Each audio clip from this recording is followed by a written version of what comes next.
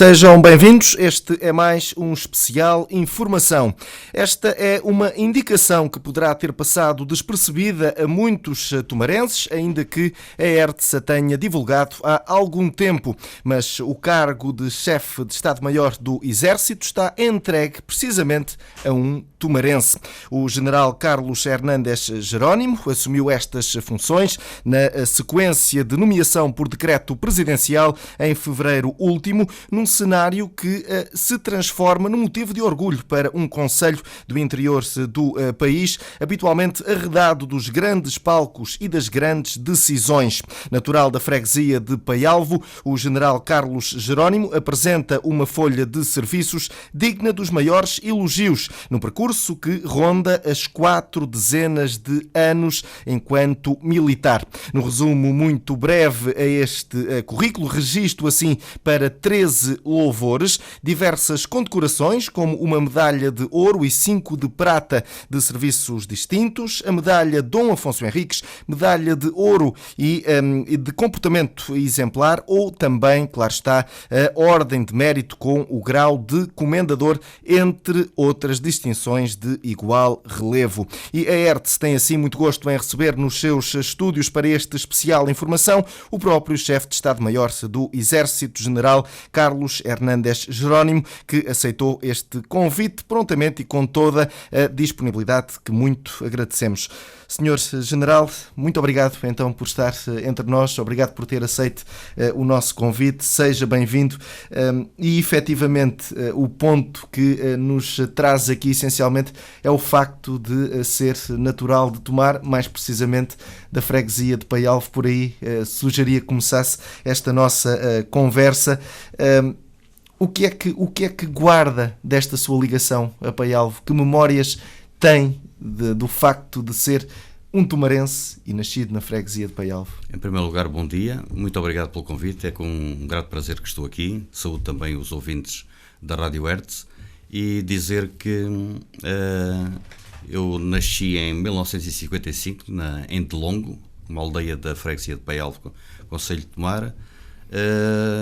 Vivi poucos anos na Delongo e depois fixei residência nos primeiros anos de vida. Aliás, os meus pais fixaram residência nos primeiros anos de vida na rua de São João Batista, aqui em Tomar. E as recordações que guardo desses tempos, naturalmente tinha muito mais familiares na altura no local onde nasci. Os meus pais ainda têm algumas propriedades, se assim se pode dizer, e na altura acompanhávamos mesmo com muita parte de olival e figos, e o pai do meu pai era agricultor e, portanto, nós trabalhávamos no campo também nessa altura. E, portanto, eram tempos descontraídos, de juventude, sem muitas preocupações na altura, e, portanto, foram bons tempos aqueles que passei ali na Delongo e depois aqui em Tomar nos primeiros tempos de vida. Faz questão de preservar essas raízes quando tem possibilidade?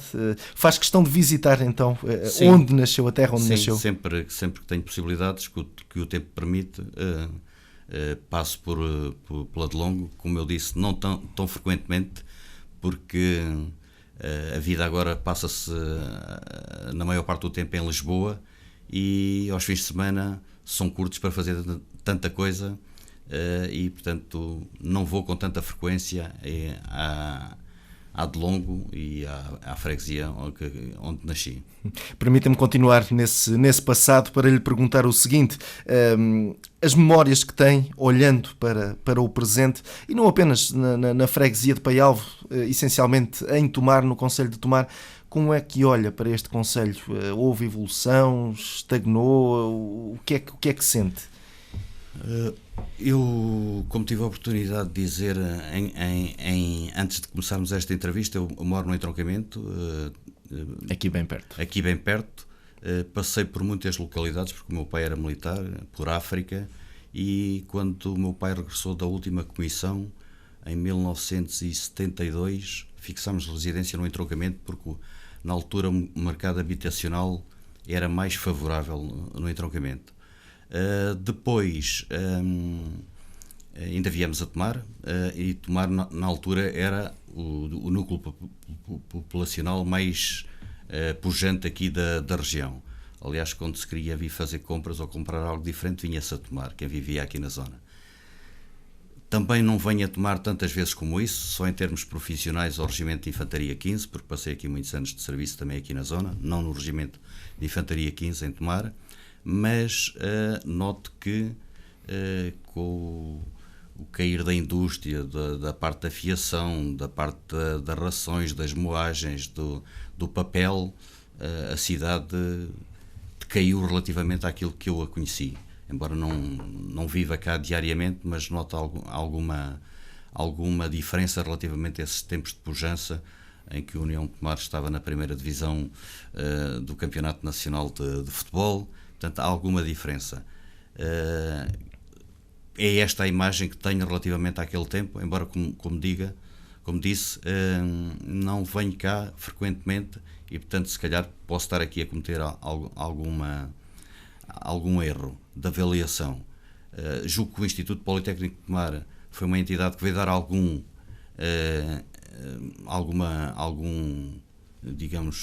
ânimo aqui à cidade com a vinda de jovens para cá, embora, como todos sabemos, a nível nacional também até a parte do ensino, com a diminuição dos recursos financeiros das famílias e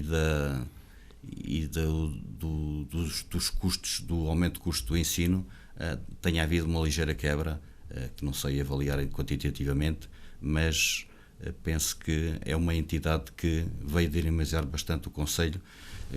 Não sei se chegou a colmatar a quebra da indústria e do comércio, mas é uma entidade em que a instituição militar, e nomeadamente as unidades aqui sediadas, a Brigada de Reação Rápida, com a qual tem ligações estreitas, mas penso que relativamente àquele período em que eu conheci Tomar mais pujante em termos comerciais e industriais, houve uma ligeira quebra.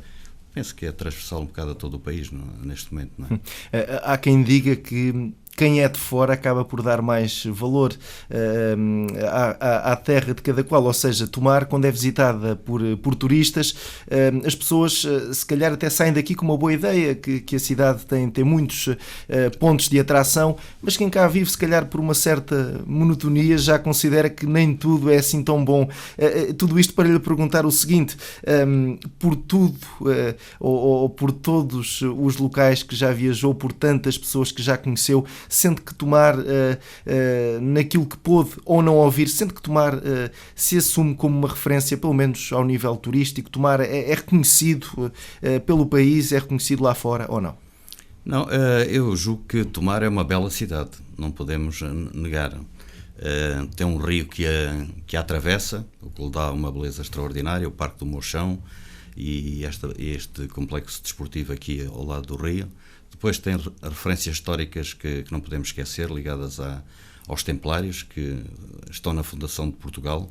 Eu não venho muitas vezes a Tomar, mas venho muitas vezes ao Convento de Cristo, em visitas guiadas, seja de dia, seja de noite, e Tomar tem uma história ligada à fundação de Portugal, à nacionalidade. Os Templários depois, aliás está ali no vosso símbolo da Rádio Hertz, depois convertidos em Ordem de Cristo, foram os grandes impulsionadores das descobertas portuguesas. Portanto, Tomar está ligado ao passado do país. E continua a ser uma cidade bonita, com a Praça Gualdim Pais, a Igreja de Santa Maria dos Olivais, o Castelo, o Convento de Cristo. Eu julgo que para quem vem de fora, e a cidade continua a ter atrativos extraordinários, não é? E, portanto, é um local a visitar. O Sr. General proferiu agora uma frase que tem sido alvo de uma constante análise durante estes últimos tempos por parte dos eleitos locais, ou seja, Convento de Cristo e Tomar. O Sr. General disse que várias vezes visita o Convento de Cristo, mas nem tanto assim a Tomar. É uma das razões que se calhar faz com que as pessoas digam que Tomar e o Convento de Cristo estão algo distantes. Enquanto visitante agora, vê alguma ponta de razão nesta avaliação? Eu não ia por aí. Eu venho ao Convento de Cristo porque o Exército Português está a desenvolver um programa com a Direção de História e Cultura Militar, de divulgação da história, seja através de palestras, seja através de visitas guiadas, em que vimos a Tomar, ou ao campo de batalha de Aljubarrota, a sítios ligados, em que haja uma ligação entre a parte militar e a história.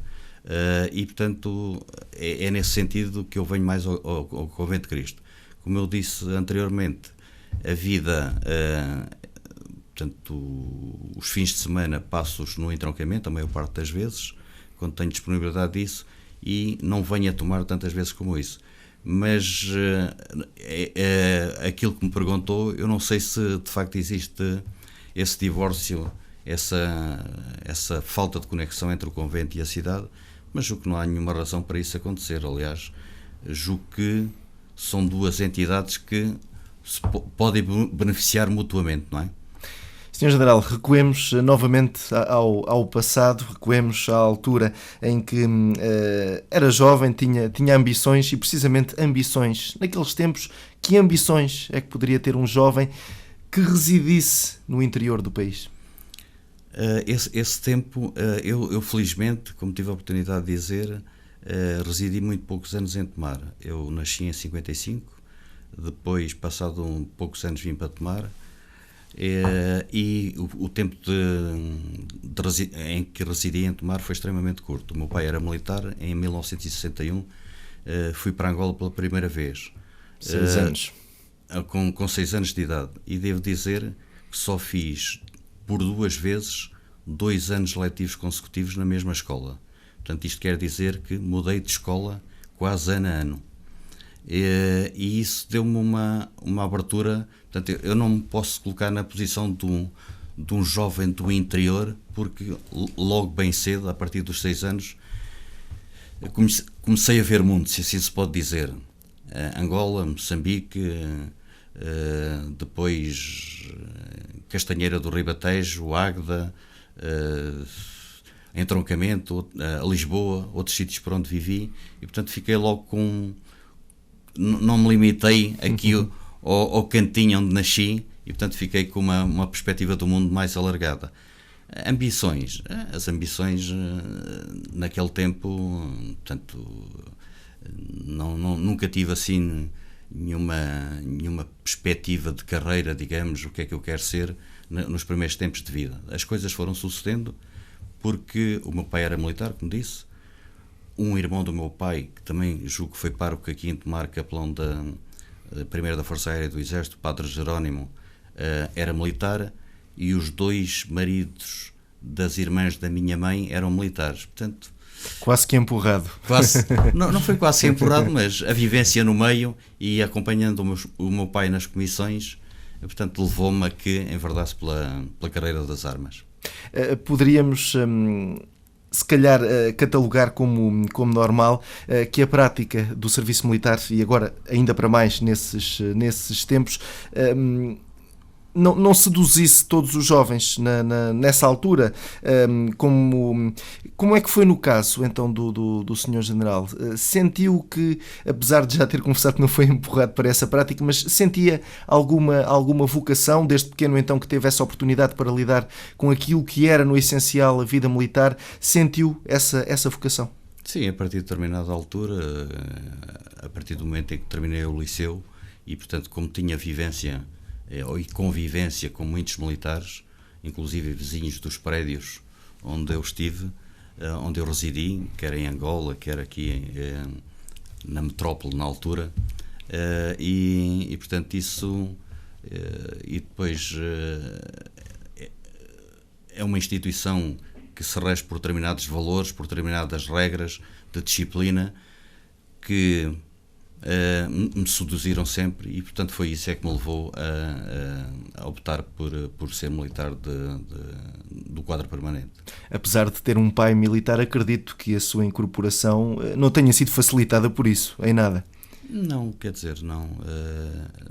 Eu concorri à Academia Militar, na altura, ainda antes do 25 de Abril de 74, eram mais as vagas que os candidatos, porque ainda se vivia o período da guerra.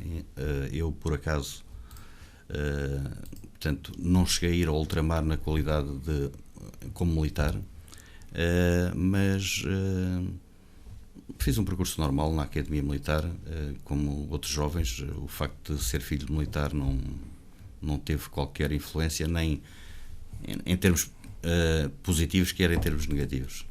Olhando para trás e tendo a consciência daquilo que acontece no presente, considero que atualmente, nos dias que correm, um jovem que tem esta incorporação no serviço militar, que pretende cumprir serviço militar, o encara como um escape à vida difícil cá de fora, ou ainda aparece muita gente com essa vocação?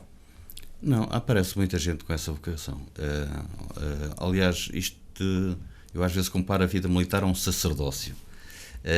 Se não tem vocação, ou se está lá porque se gosta daquilo que se faz, dos desafios que se tem pela frente, ou então será um peso sempre. Uma pessoa sentir-se-á que está deslocado naquele meio. E, portanto, há de tudo, não é? A sociedade, portanto, as personalidades das pessoas são variadas, mas eu continuo a dizer que ainda há muito boa gente na nossa juventude. Eu não sou daqueles que diz que no meu tempo é que era bom e a juventude agora. Há gente com muita qualidade, gente com vocação para a vida militar, e eu às vezes costumo dizer, nas funções que estou, eu olho para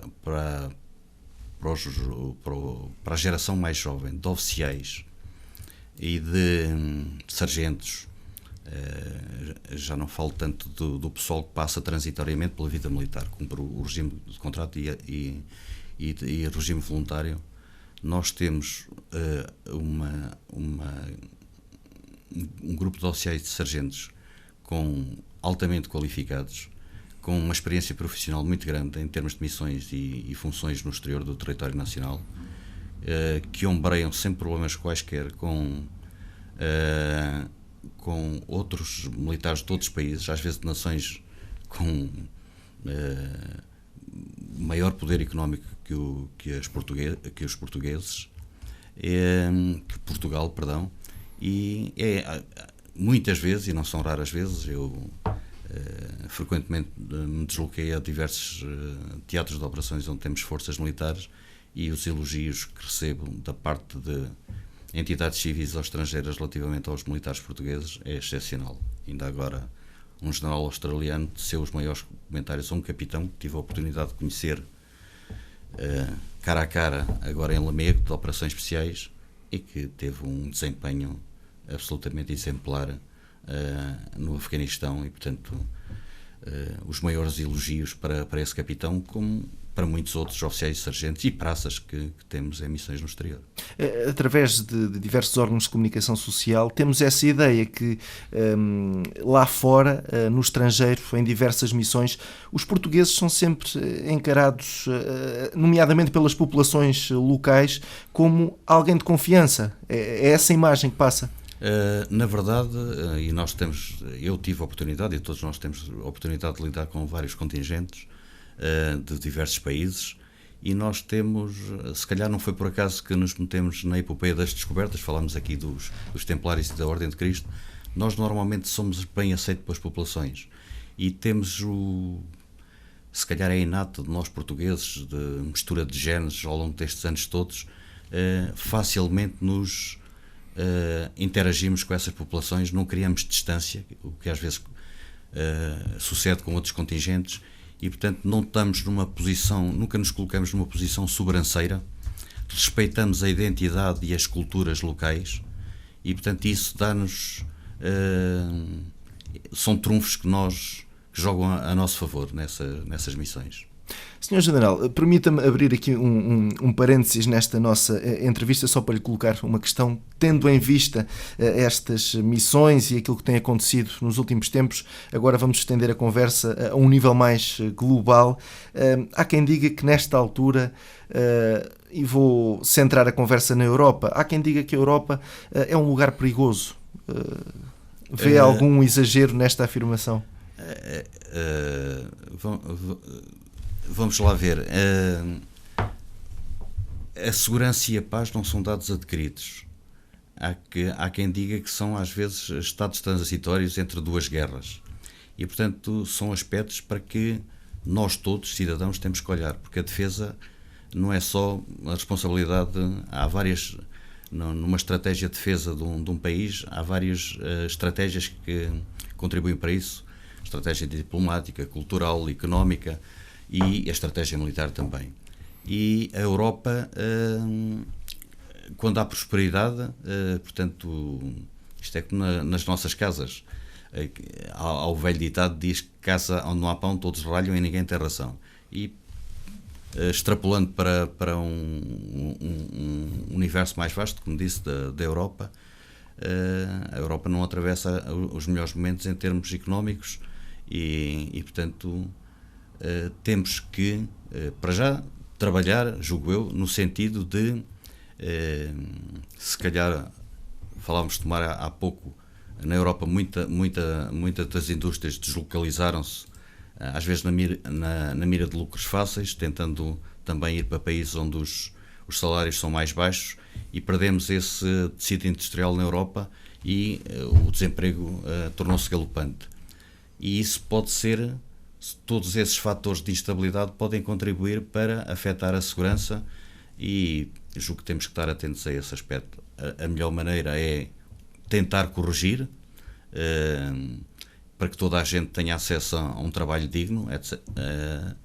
E se toda a gente tiver meios de subsistência, fizer aquilo que gosta, hoje em dia às vezes já não é possível toda a gente fazer aquilo que gosta, não é? Mesmo quer na parte académica, quer profissional, penso que isso também contribui para o bem-estar e para a segurança das pessoas. Se esse paradigma se alterar, então podemos ter problemas como já tivemos no passado, não é? Voltemos então ao nosso país e ainda a propósito da forma como os jovens encaram o serviço militar atualmente, a vida militar atualmente, volto a centrar-me nesta questão. Será que, ainda há pouco disse que há muita gente com vocação para esta área, mas se calhar também há aqueles que procuram esta área por uma questão de não terem emprego cá fora, passa a expressão.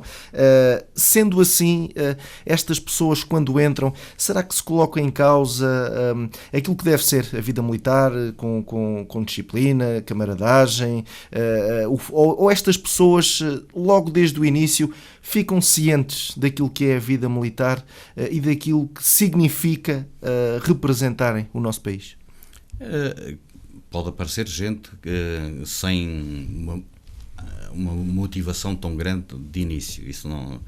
Mas nesta instituição há regras, há valores, e quem vem de fora, embora nós costumamos dizer, e vocês que são um órgão de comunicação social sabem bem isso, que por vezes os valores andam arredados um pouco da nossa sociedade, e isso não é só culpa, tem a ver com muitas instituições que interferem na formação dos jovens, desde a família à escola, que são os primeiros responsáveis por isso, ou têm o dever de incutir esses valores e essas regras comportamentais, mas quem vem para a instituição militar tem que se adaptar às regras, porque senão passa-se aquilo que eu digo. Isto é nós funcionamos em grupo, em equipa, sobretudo em situações difíceis. Cada indivíduo tem que ter confiança no indivíduo que está ao lado, confiança absoluta, quer nas suas capacidades técnicas, táticas, etc., porque isso por vezes pode representar a vida de um deles, e portanto todos têm que, digamos, afinar pelo mesmo diapasão, porque são tudo peças, se assim posso dizer, peças importantes de uma engrenagem, e cada um tem o seu papel a desempenhar, e portanto isto é como uma máquina, se algum não funciona bem ou não está em sintonia com os outros, isso, os resultados não serão aqueles que se pretendem e até pode ter repercussões em termos de segurança. Presumo que, mesmo no caso das pessoas a contrato, que depois do final dessa ligação saem, presumo que já haja um sentimento de dever cumprido quando essas pessoas voltam à vida cá de fora, e utilizo novamente esta expressão, e assumem todos esses valores que aprenderam. Eu tenho encontrado muita gente, até porque não na vertente profissional, estado ligado durante quase toda a minha vida, desde tenente ao associativismo, quer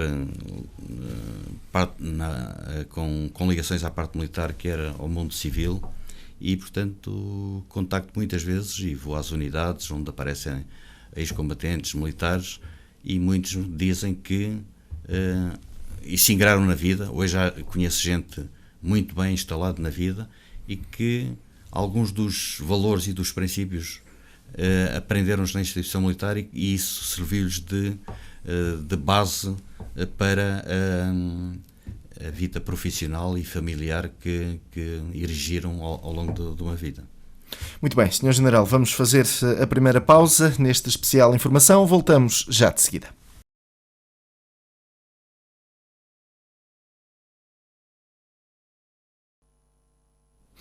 Estamos de volta, esta é a segunda parte do especial informação desta quarta-feira. Temos connosco o General Carlos Hernández Jerónimo, chefe de Estado-Maior do Exército Tomarense, nascido na freguesia de Paialvo, e por aí também se explica o facto de contarmos em estúdio com esta presença que tanto nos honra.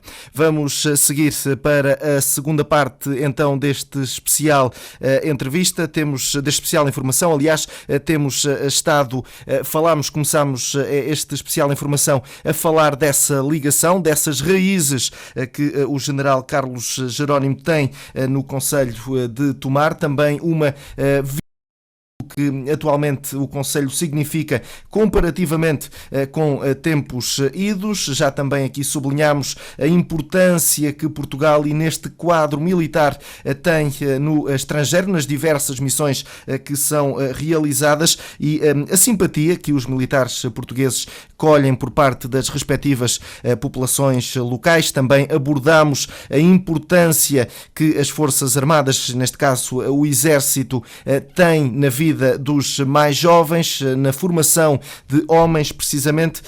E agora, Sr. General, propunha avançarmos para esta segunda parte, questionando o seguinte.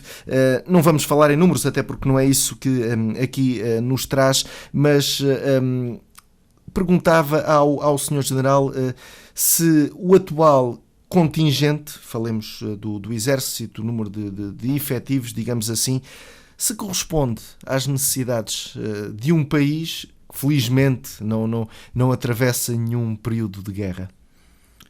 Muito obrigado pela questão e pela oportunidade de falar nessa questão.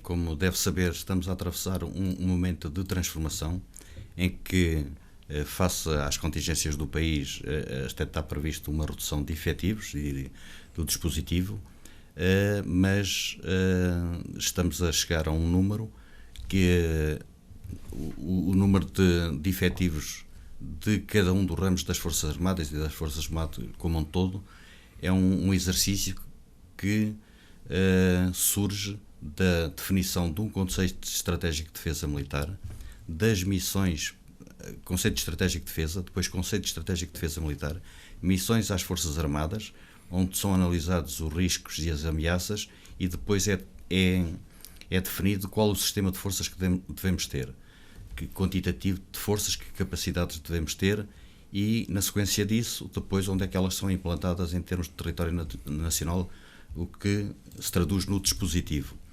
E pode haver decisão a nível político de assumir alguns riscos e não ter as forças necessárias, as capacidades necessárias para fazer face a essas ameaças e riscos. Como tive a oportunidade de dizer quando falávamos da Europa, nós não estamos em guerra com ninguém, mas o mundo não é um local seguro. E, portanto, como o Sr. Presidente da República teve a oportunidade de dizer agora no 10 de junho na cidade da Guarda, os exércitos não se improvisam, preparam-se. E o quantitativo atual para o qual estamos a atender nesta reforma da Defesa 2020, face aos constrangimentos do país, em termos financeiros e orçamentais, é o efetivo mínimo para responder a qualquer necessidade face às ameaças e aos riscos que foram levantados. Claro que também aqui nós atuamos sempre num quadro de segurança cooperativa e com outros países, seja na NATO, seja na ONU ou da União Europeia. E, portanto, também pode haver alguma complementaridade entre meios de outros países. Aliás, como sucede em muitas missões, hoje em dia praticamente é difícil encontrar numa missão destas 3 entidades um só país a trabalhar no terreno. E, portanto, o efetivo não é desproporcionado face à atual situação, porque, como eu digo, as situações quando se caminha para uma situação de crise ou de guerra, os exércitos e as capacidades têm que existir antes, porque não se levantam de um momento para o outro. E, portanto, acho que não é exagerado, antes pelo contrário, o número de efetivos e de capacidades que temos levantado neste momento. Permita-me fazer uma ponte para a minha próxima questão, colocando esta. Os portugueses, e agora falando nessas missões que têm sido feitas, os portugueses serão mais encarados como uma força de intervenção que impõe um estado normal que um país deva atravessar, ou são encarados como uma força de manutenção, ou seja, só quando o pior já passou é que os portugueses entram nesse cenário? Nós temos forças preparadas para qualquer tipo de intervenção, em qualquer tipo de cenário. Normalmente, ou melhor dizendo, ultimamente, temos trabalhado em teatros de operações em missões humanitárias e de paz, de manutenção de paz. Também há missões de imposição de paz. Numa primeira fase pode haver necessidade de mais robustez de uma força para impor a paz e depois, normalmente, surgem forças que colaboram na manutenção da paz, na manutenção de um Estado seguro e numa tentativa de assegurar a liberdade de movimentos e para depois os outros pilares do desenvolvimento de poderem ter lugar e o país voltar à normalidade. Todos os portugueses têm presente o que é que foi Timor há uns tempos e como é que Timor está agora, e os portugueses também deram um contributo importante nessa participação na missão das Nações Unidas em Timor-Leste. Sr. General, admite que pelo menos uma franja da nossa população olhe para as Forças Armadas, neste caso para o Exército, e faça este exercício mental, se calhar, bem, não estamos então em cenário de guerra, se calhar, e voltemos ao número de efetivos, se calhar não eram necessários tantos efetivos, porque as pessoas pensam, bem, os militares só servem para intervir em cenários de guerra, mas não é assim, até porque tivemos aqui casos recentes, infelizmente em Tomar, com uma intempérie, um tornado que devastou aqui parte da nossa região, e tivemos aqui a colaboração do Regimento de Infantaria 15, ou seja, os militares não servem só para intervir em cenários de guerra. É uma situação que, se calhar, algumas pessoas não compreendem. Não, efetivamente, aquilo que acabou de dizer é correto. Os militares, aliás, as Forças Armadas, em vários documentos estruturantes da vida nacional, desde a Constituição da República, a Lei da Defesa Nacional, as leis orgânicas do ramo que estamos a trabalhar agora, a Lei da Proteção Civil, as Forças Armadas são um agente de proteção civil e trabalhamos sempre em complementaridade com nós, Exército, neste caso mais concreto, com a Autoridade Nacional de Proteção Civil. Só para dizer, nós intervimos em termos de exército em 3 planos. O plano Lira de combate aos incêndios, em que vigiamos, fazemos patrulhamentos na floresta e vigiamos. No âmbito, colaborando com a Autoridade Nacional de Proteção Civil, são-nos definidas zonas de maior risco e nós colaboramos na vigilância das matas. Trabalhamos ainda no âmbito do plano Lira na ações pós-rescaldo para libertar os bombeiros para atacar outros focos de incêndio, outros incêndios, e nós colaboramos no rescaldo. Depois temos alguns protocolos com algumas câmaras municipais, bilaterais, também em termos de vigilância, Viana do Castelo, Mafra, Sintra e no Algarve, Monchique, por exemplo, e agora estamos a trabalhar no outro para São Brás de Alportel. E, portanto, no período, aliás, eu antes destas funções fui comandante das Forças Terrestres e tentámos condensar o nosso treino operacional voltado exclusivamente para aprontamento de forças e para as missões exclusivamente militares no primeiro semestre, para termos o máximo de elementos libertos no período de junho, julho, agosto até setembro, porque pode haver uma necessidade de intervenção com maiores efetivos e maiores meios.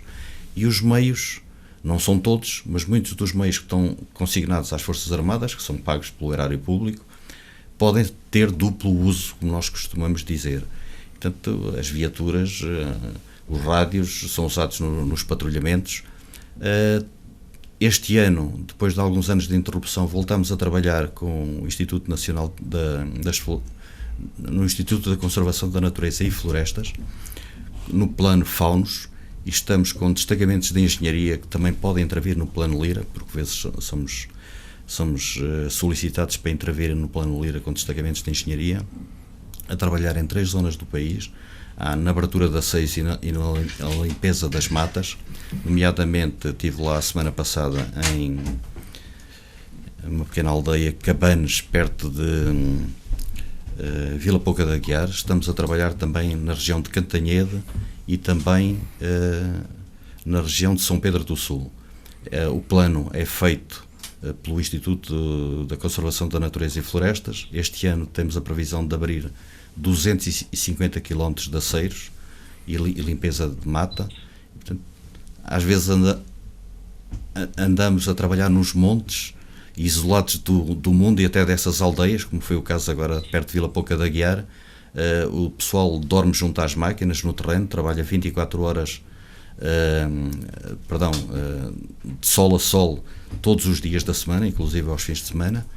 E também no âmbito do plano Faunos, este ano, em várias matas nacionais do país, estamos a colaborar na vigilância das matas também, de norte a sul do país, desde do Minho até ao Algarve. Portanto, às vezes não é dado muita publicidade, porque quando não há incêndios não se fala muito, mas acho que estamos a colaborar na defesa dos bens das populações e do património, nomeadamente da floresta portuguesa. Não há muita publicidade sobre isso, mas os militares estão aí sempre que é necessário. E como no caso das cheias temos outro plano, que é o plano aluvião. Felizmente não tem acontecido muitas no país, mas sempre que necessário estamos prontos para colaborar. Já agora, com grande respeito pelos meus camaradas da Marinha e da Força Aérea, isso também se verifica com os outros ramos das Forças Armadas. Utilizam os meios que têm. A Força Aérea faz evacuações médicas, faz busca e salvamento, tal como a Marinha, faz a vigilância das águas, a fiscalização das pescas, às vezes com recursos limitados, mas dando o máximo que podem, e portanto não podemos dizer que os militares não trabalham em proveito das populações e do país, digamos. Sublinhou efetivamente um vasto conjunto de situações em que os militares intervêm. Daí agora esta minha próxima questão. Depois de tudo isso, depois de tudo aquilo que dão ao país, sentem reconhecimento? Eu aí vou falar francamente. Eu pela minha formação, eu julgo que eu tenho, permita-me esta expressão, eu sou um pouco, talvez por daquilo muito que li quando era jovem, sou um pouco fã do cavaleiro andante, o homem que desempenha uma função, trabalha em prol dos outros e não espera reconhecimento. Claro que cada um de nós gosta de ser reconhecido. Se esse reconhecimento às vezes é aquele que deveria ser, certamente que não. Às vezes há alguma incompreensão, mas não é por a falta desse reconhecimento que nós não continuamos a desempenhar as missões com o mesmo empenhamento e com o mesmo afinco. Porque, agora volto a dizer, e isso ainda há bocado falávamos das diferenças do interior e do litoral, é completamente diferente o comportamento das populações, das autoridades locais, nos grandes centros e nos pequenos centros do interior, se assim podemos dizer. Somos muito mais acarinhados pelas populações porque vem o nosso trabalho in loco. Diferença para melhor, diferença para melhor. E somos acarinhados. Aliás, muitas vezes quando se fala em algumas zonas, não estou a falar na zona litoral, no interior, em saírem de lá os militares ou fechar uma unidade militar. Ainda aqui há dias estive na Guarda e passei por uma senhora de idade e dizia: "Ei, vou voltar à Guarda."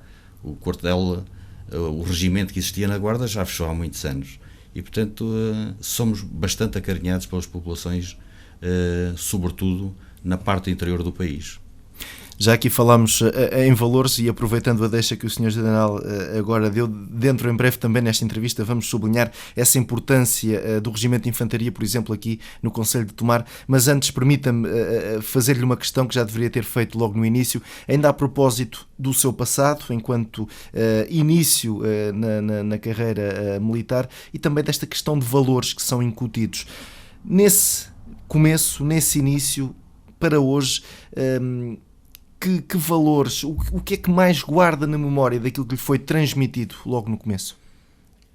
Como eu tive a oportunidade de sublinhar logo de início, portanto, são valores que eu digo que são, antes de sermos militares, somos homens e julgo que são valores que deviam ser transversais à sociedade como um todo. Mas ainda hoje se lembra de alguma lição, entre aspas, que tivesse recebido? Eu aquilo que sou hoje devo à formação que tive. Primeiro na família, depois nas escolas, embora, como eu disse, passei um ano em cada escola, quase. Não tenho muitos camaradas, muitos colegas de infância, é difícil reuni-los porque ao fim do ano afastava-me e depois nunca mais voltava a ter contacto. Antigamente não havia telemóveis na internet.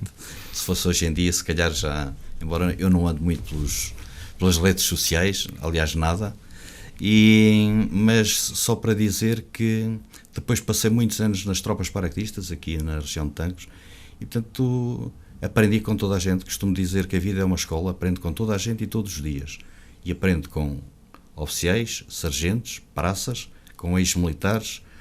Eu cultivo ainda o culto, se assim se pode dizer, passa a redundância, respeito àquele que é mais velho no sentido que tem mais experiência, tem um saber.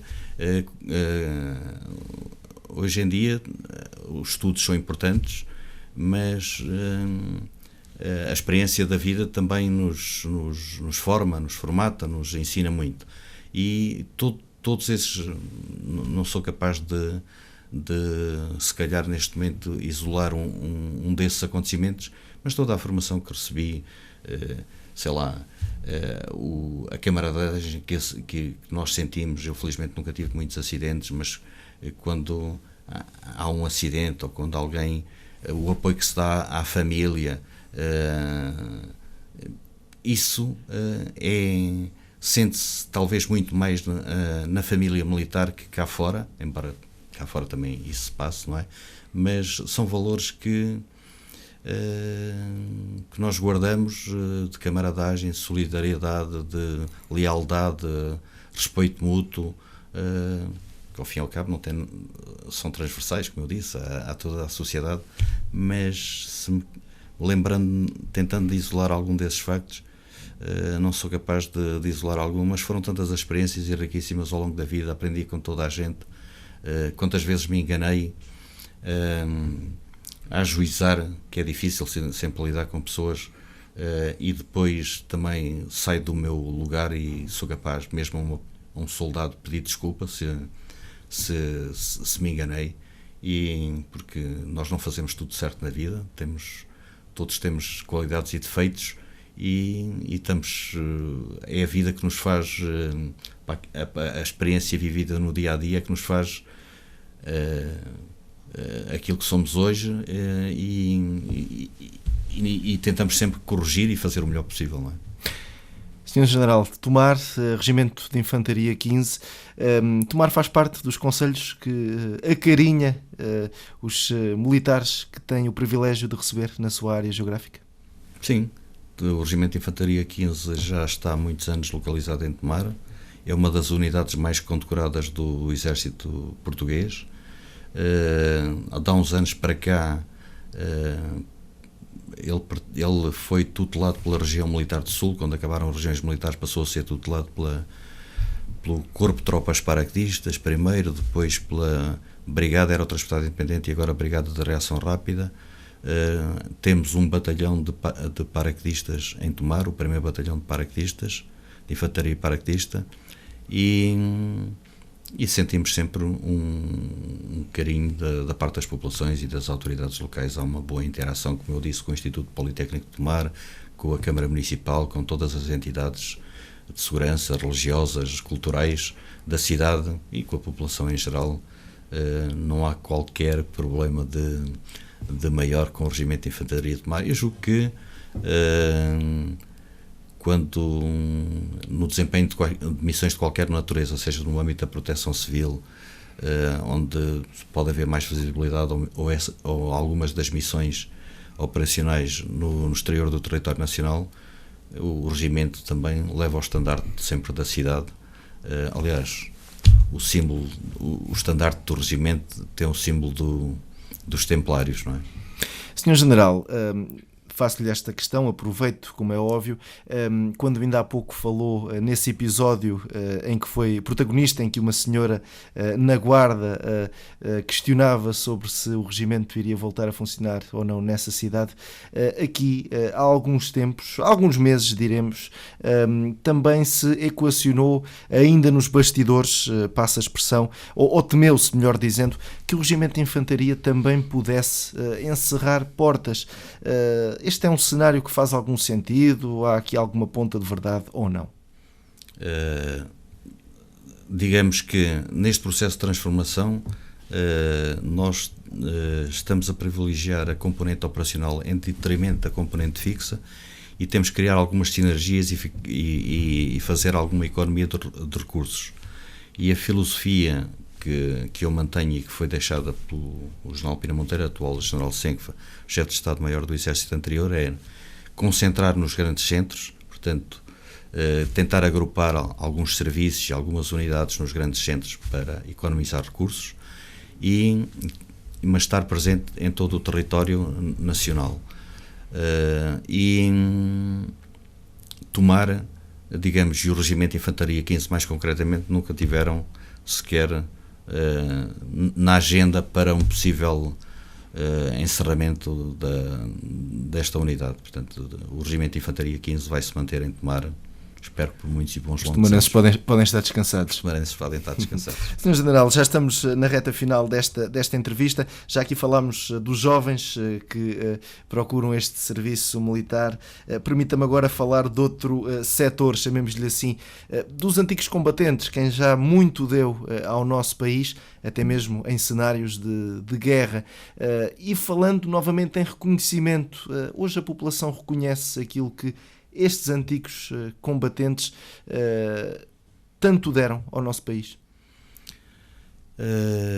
Digamos que todos nós devemos fazer um esforço.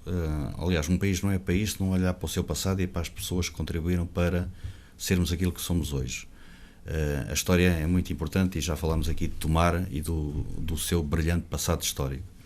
E, como eu disse, eu tenho sempre cultivo o respeito pelos mais velhos, mais antigos, aqueles que me precederam, porque aquilo que eu estou a manter hoje foi construído por outros. Quantas vezes nós não olhamos para tantos até monumentos e pensar como é que foi possível naqueles tempos as pessoas erigirem desta maneira. Certamente os conhecimentos de matemática, de engenharia, de arquitetura eram excelentes, porque elas estão aí, as obras a perdurar ao longo de séculos. E nós, instituição militar, procuramos fazer esse reconhecimento dos combatentes. Aliás, em muitas unidades onde, quando celebramos os dias das unidades, fazemos sempre, para já, sempre uma cerimónia de homenagem aos mortos, àqueles que deram a vida pela pátria em diferentes cenários. E há uma entidade que é a Liga dos Combatentes, que está um pouco por todo o país. O general Chito Rodrigues e a equipa que o acompanha nos diferentes núcleos e na direção central tem feito um trabalho extraordinário nesse capítulo, até relativamente aos cemitérios de antigos combatentes sepultados na Flandres, quer nos antigos territórios ultramarinos, agora países independentes, seja de reagrupamento de ossadas ou até a transladação para outros locais. Se me pergunta se em termos de país, e país falo em sentido lato, não estou agora a falar. Exatamente. O reconhecimento que fazemos desses ex-combatentes foi completo? Eu acho que não, que há coisas ainda por fazer e que todos devemos não olhar com respeito e com gratidão para essas pessoas, porque, sobretudo para aqueles que sofreram e para as famílias dos que sofreram, porque ninguém nos diz que nós hoje em dia, e nós quando falamos, não falo só dos militares, falo das populações, porque infelizmente as situações de guerra, as populações também muitas vezes são envolvidas, devemos acarinhá-los, porque um dia podemos encontrar-nos nessa situação. É tal qual como com os nossos pais, os nossos avós. Devemos respeitá-los e tratá-los como deve ser, basta dizer isto, como deve ser, porque só quem respeita os outros é que pode aspirar um dia mais tarde a ser tratado da mesma maneira. Se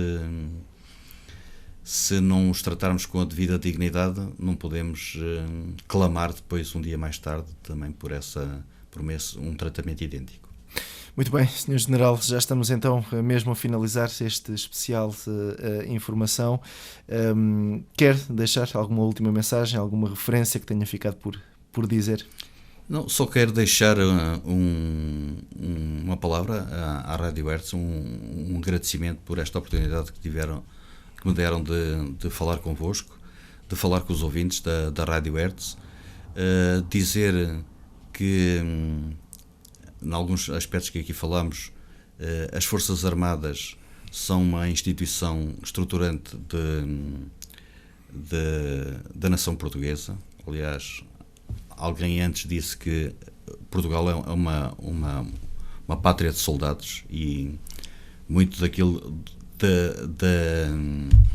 que vivemos hoje, da tranquilidade que desfrutamos hoje, infelizmente não da prosperidade económica, porque estamos a atravessar um mau momento, mas do facto de Portugal ser um país tranquilo, com segurança, que é visitado cada vez mais por estrangeiros das mais diversas partes do mundo, que se sentem aqui bem acolhidos. É um país bonito, bem acolhidos pelas populações, pelo tal caráter dos portugueses que frisei anteriormente. Eu penso que todos devemos não esquecer que a paz e a segurança por vezes são momentos fugazes, que se queremos ter a tranquilidade suficiente para encararmos o futuro, temos que compreender que às vezes é preciso ter forças armadas, é preciso ter militares, fazer algum investimento, não é despesa, é algum investimento, porque quando for necessário, os militares aí estão para poder estar a trabalhar em prol do país, defender as populações e o património do país, seja numa situação de crise, seja numa situação de guerra ou em tempo de paz, como fazemos no apoio à proteção civil. Muito bem, e é com essa mensagem que ficamos. Muito obrigado uma vez mais por ter aceito o nosso convite. Até uma próxima oportunidade. Muito obrigado, foi um prazer. Muito obrigado. E assim finalizamos este especial de informação. Voltamos numa próxima oportunidade.